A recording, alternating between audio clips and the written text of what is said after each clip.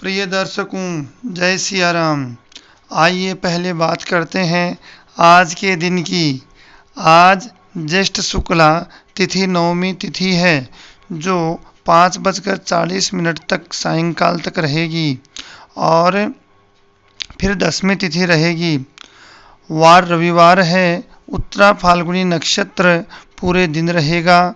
चंद्रमा सिंह राशि में रहेगा सुबह 10:20 तक और फिर 10:20 के बाद कन्या राशि में चंद्रमा रहेगा। दिशाशूल पश्चिम दिशा में आज रहेगा। पश्चिम दिशा की यात्रा आज नहीं करनी चाहिए। अब बात करते हैं चंद्र ग्रहण की। पूर्णिमा 5 जून को है, परंतु आपको मैं बता दूं कि ग्रहण भारत में नहीं है। हमारे देश में ग्रहण नहीं है।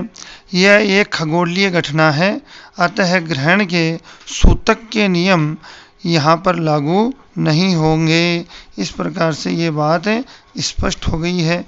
ग्रहण का वर्णन है, लेकिन हमारे देश में नहीं है। अब बात करते हैं, जब ग्रह सताए तो क्या करें।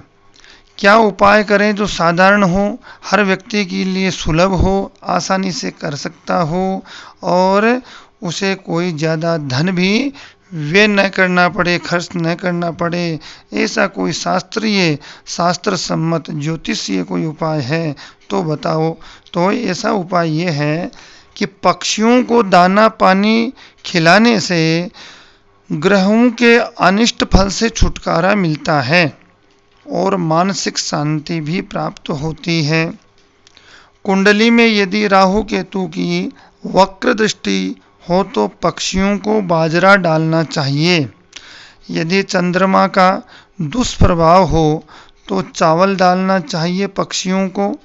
1000 मनुष्यों के बराबर समझिए कि 1000 मनुष्यों के बजाय 1000 मूक जीवों को भोजन कराना अधिक पुण्य का कार्य है। तभी तो कहा है कि खा लो चिड़िया भर भर खेत। यह शास्त्रों के मुताबिक पशु पक्षियों को दाना पानी खिलाने से धन और आयु में वृद्धि होती है। सिखों के गुरु नानक देव जी के बारे में एक कथा प्रचलित है कि उन्हें बाजरे की खेती की रखवाली करने के लिए भेजा गया, तो सभी लोग अपने खेतों से पक्षी उड़ा रहे थे, मगर गुरु नानक देव पक्षियों को बुला बुला कर कह रहे थे। क्या कह रहे थे कि राम जी की चिड़िया राम जी का खेत, खा लो चिड़िया भर भर पेट। राम जी की चिड़िया राम जी का खेत, खा लो चिड़िया भर भर पेट। बाकी लोगों की पैदावार अच्छी नहीं हुई, लेकिन मगर गुरु नानक के खेत में पैदावार चौगुनी हो गई। इस कहानी के पीछे का तात्पर्य यही है कि शुभ पशु पक्षियों की सेवा से धन में वृद्धि होती है, कुछ घटता नहीं है। तो चंद्रमा की दशा हो तो आप चावल आपको पक्षियों को खिलाने चाहिए या चावल का दान करना चाहिए, सफ़ेद वस्तु का। सूर्य की दशा में आपको गेहूं का पक्षियों को डालना चाहिए या गेहूं का दान करना चाहिए। मंगल के लिए भी गेहूं है। राहु और केतु के लिए बाजरा धान्य बताया गया है। तो ये अलग अलग धान अलग अलग ग्रह गोचर की दशा को शांत करते हैं। राहु केतु के लिए बाजरा, गुरु के लिए चना की दाल या चना से बने हुए पदार्थ, और शुक्र के लिए सफ़ेद उड़द और चावल। शनि जिससे सब भयभीत रहते हैं उसके लिए उड़द की दाल और काले तिल, ये धान जो है बताए हैं। उसके बाद में बुध के लिए हरे मूंग या मोठ, ये पक्षियों को खिलाने चाहिए। तो सारे ग्रह स्वयं ही अर्थात शांत हो जाएंगे, अनुकूल हो जाएंगे और शुभ फल देने लगेंगे। अब आगे बढ़ते हैं। आध्यात्म की एक कथा आपको मैं सुनाता हूँ कि भगवान, हर कोई प्रश्न करता है कि भगवान के भोग प्रसाद में प्याज और लहसुन क्यों नहीं चढ़ते। वो भी तो वनस्पति है, वो भी तो अन्य पदार्थों की तरह है, पृथ्वी पर उगे हुए एक जड़ी बूटी है, खाने योग्य तत्व है उनमें, फिर भी वो भगवान के भोग प्रसादी में क्यों नहीं चढ़ते। या फिर यूं कहें कि वैष्णव भक्त, जो भगवान विष्णु के भक्त हैं, अर्थात वो जो है क्यों नहीं खाते प्याज और लहसुन को, निषेध क्यों करते हैं, त्याज्य क्यों करते हैं। तो इसके पीछे शास्त्र सम्मत क्या कारण है।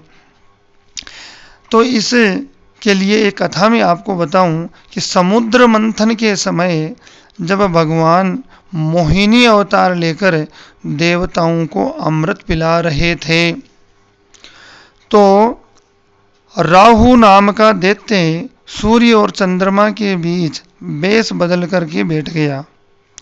भगवान दैत्यों की तरफ देखकर मुस्कुरा रहे थे मंद मंद, और क्या कर रहे थे, अपनी मोहिनी विद्या से वो उनको तो आकर्षित कर रहे थे। और अमृत जो है, अमृत का कलश जो उनके हाथ में था, अमृत देवताओं को पिला रहे थे। उसी समय राहु ने भी अमृत पान कर लिया। तो देखिए, गलती से राहु ने अमृत पान कर लिया। सूर्य और चंद्रमा ने इशारा कर दिया, संकेत कर दिया कि भगवान ये राक्षस है, और चतुराई से ये इस पंक्ति में आकर बैठ गया और अमृत पी लिया है। तभी भगवान कुपित हुए और सुदर्शन चक्र से सिर काट दिया और धड़ से अलग कर दिया भगवान ने। तभी सिर जैसे ही उसका कटा और गिरा तो रक्त की बूंद भी गिरी। रक्त की बूंद जैसे ही पृथ्वी पर गिरी तो उसी से तामसिक तत्व पैदा हुए, और उनका नाम है प्याज और लहसुन। तो उस राक्षस की रक्त की बूंद से जो तामसिक तत्व प्रकट हुए वो प्याज और लहसुन है। तो इन तत्वों की उस रक्त से उत्पत्ति हुई, इसलिए वैष्णव जन भक्त लोग प्याज और लहसुन नहीं खाते हैं। भगवान के भोग प्रसाद में तो नहीं डालना चाहिए कम से कम, क्योंकि यह तामसिक है। तामसिक विचारों को उत्पन्न करता है, सात्विक बुद्धि को नष्ट करता है।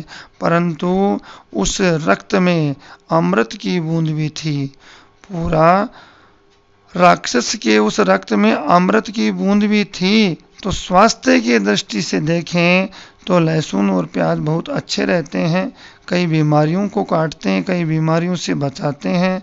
लेकिन शास्त्र सम्मत यही विचार ठीक बैठता है कि जितना हो सके उतना लहसुन और प्याज खाने से बचना चाहिए।